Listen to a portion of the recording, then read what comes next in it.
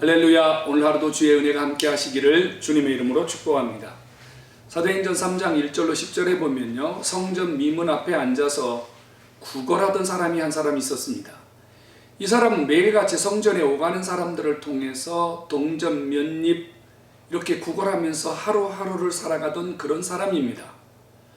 여느 날처럼 베드로와 요한이 예배당에 기도하러 가다가 이 성전 미문 앞에 앉아있던 안진뱅이를 봅니다. 그때 그 안진뱅이는 베드로와 요한에게 나에게 좀 도움을 주세요 하고 손을 내밀었습니다. 이때 베드로와 요한이 그 구걸하는 자에게 동전을 쥐어준 것이 아니라 그의 손을 잡아 일으키면서 나는 은과 금은 없지만 예수의 이름으로 일어나 걸으라고 그를 잡아 일으켰습니다. 여러분, 이거 매우 위험한 일을 한 겁니다. 이 사람은 사도행전 4장 22절에 보면 나이가 40살쯤 된 사람입니다. 나면서 안진뱅이 40년 동안 단 한 번도 걸어보지 못했다는 이야기입니다. 여러분, 이런 경험 있으시죠? 한 40분 정도 앉아있다가 갑자기 일어나려면 어떤 현상이 일어납니까? 조금 더요. 한 4시간쯤 여러분 같은 자세로 앉아있다가 순간 일어날 수 있을까요? 불가능합니다. 한참을 주무르거나 한참을 일어날 수 있도록 워밍업을 해야 됩니다. 그런데 여러분, 40년 동안 한 번도 걸어보지 못한 사람이 어떻게 즉시 일어나서 걸을 수 있겠습니까? 나면서 한 번도 걸어보지 못했다는 것은 그에게 발이 없다는 이야기가 될 수도 있고요. 발을 있지만, 다리가 있지만 전혀 기능이 마비되어서 한 번도 쓰지 못했다는 이야기도 될 수 있습니다. 여러분, 이런 사람이 즉시 일어나서 걸을 수 있습니까? 불가능한 일이에요.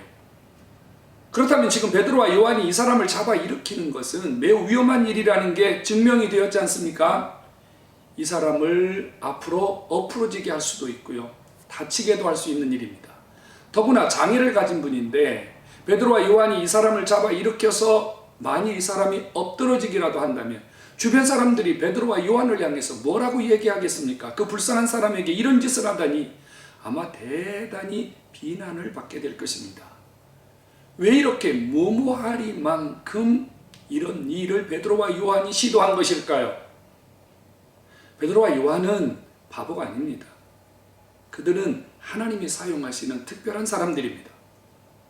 이 베드로와 요한이 성전 미문에서 40년 동안 한 번도 걸어보지 못한 자에게 예수의 이름으로 일어나 걸으라고 이렇게 명하면서 그의 손을 잡아 일으킨 것은 지금도 예수님이 우리와 함께 계시며 지금도 예수님이 우리 안에서 생전에 그러하셨던 것처럼 모든 병자를 고치시고 모든 불가능한 문제를 해결하시는 여전히 우리 주님이심을 보여주려고 하는 것입니다.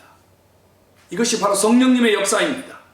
성령님은 예수님이 이 땅에 계실 때 모든 환자를 고치시고 불가능한 문제를 해결해 주신 것처럼 예수 그리스도 그분이 하셨던 모든 일을 여전히 우리 안에서 일하고 계시다는 사실을 보여주신 것입니다. 성령님의 역사, 예수 그리스도의 살아계신 역사는 기도 시간에 일어났습니다. 제9시 기도 시간에 이렇게 말합니다. 베드로와 요한이 제9시 기도 시간에 시간을 정해놓고 계속 기도하던 그 시간에 성령께서 베드로와 요한을 통해서 이 일을 하셨다는 사실을 주목하셔야 됩니다. 주님이 기도의 사람 베드로, 기도의 사람 요한을 사용하셨다는 사실을 주목하셔야 됩니다. 기적과 이적, 주님의 역사, 성령님의 역사는 기도하는 사람, 기도하는 시간에 일어났다는 사실을 주목해야 됩니다. 또 하나는요, 예수 그리스도의 이름의 능력입니다. 베드로의 능력이 아닙니다. 요한의 능력도 아닙니다. 예수 그리스도, 나사렛 예수 그리스도 그분의 능력이 그 40년 된 환자를 일으킨 겁니다. 예수님이 생전에 그렇게 하신 것처럼 성령님께서 예수의 이름으로 지금도 우리 안에 놀라운 역사를 이루어 가고 계신다는 사실을 보여주신 것입니다. 여러분, 예수 이름의 능력, 예수 이름의 권세, 예수 이름이 불가능한 모든 문제를 해결하는 권세임을 믿으시기를 축복합니다. 그 결과 바로 이 40년 된 환자와 베드로와 요한을 통해서 많은 사람들이 주님을 믿게 되고 많은 사람들이 하나님의 살아계심을 체험하는 부흥의 또 한 번의 도화선이 되었습니다. 여러분, 주님이 우리에게 기적과 이적을 주시는 것은 바로 그 안진뱅이 개인에 대한 주님의 특별한 은총이기도 하지만 더 나아가서 교회 안에서 이루어지는 하나님의 사람들을 통해서 이루어지는 모든 기적과 이적은 바로 하나님의 나라 확장을 위해서, 바로 교회 운동을 위해서, 복음이 전파되는 일을 위하여 이 일이 이루어지고 있음을 깨닫기를 바랍니다. 하나님의 초자연적인 역사들, 성령의 기적들은 단순히 개인의 소유물이 아니라 복음을 위한, 하나님 나라 확장을 위한 하나님의 도구임을 깨달아야만 합니다.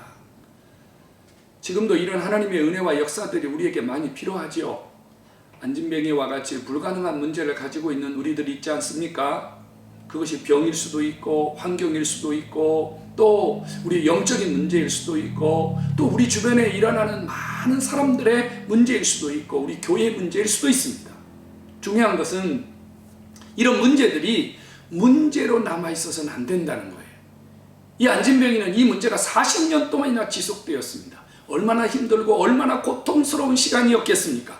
여러분, 우리의 문제들이 1년 된 사람도 있고 5년 된 사람도 있을 겁니다. 이 문제가 빨리 해결돼야 됩니다. 문제 해결의 열쇠는 어디에 있습니까? 바로 성령님 그분이 우리 안에 역사하시는 겁니다. 성령님 그분이 우리 안에 기적을 베푸시는 겁니다. 지금도 성령께서 우리 안에서 놀라운 일들을 통해서 우리의 영, 육, 환경, 우리의 모든 삶을 변화시키고 하나님의 손길로 어루만지고 계심을 믿으시기를 바랍니다.